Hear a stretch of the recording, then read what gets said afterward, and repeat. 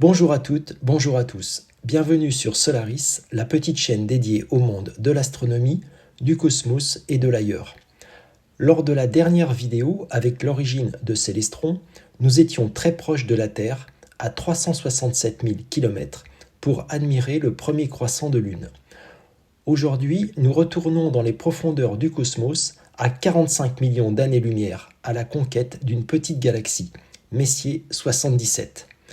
Je rappelle que cette série sur la conquête des petites galaxies a pour but de photographier des petites galaxies qui me sont pour la plupart inconnues, qui ont une magnitude égale ou supérieure à 10 et qui ne sont pas photographiables avec le Vespera Pro.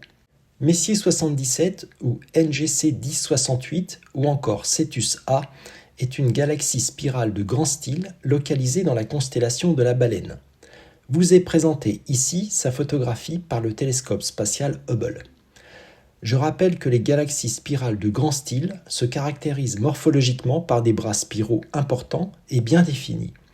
Elles s'opposent ainsi aux galaxies cotonneuses qui ne présentent pas ce type de structure.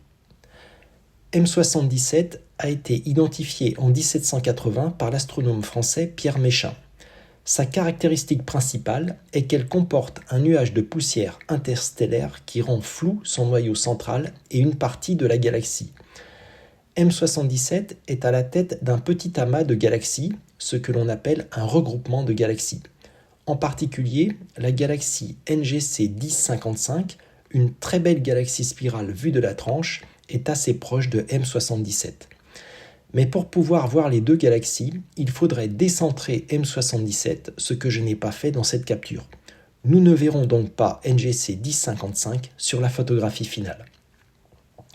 Après la vidéo de l'empilement des 20 minutes de pause, voici la photographie finale plein format au format rectangulaire du capteur.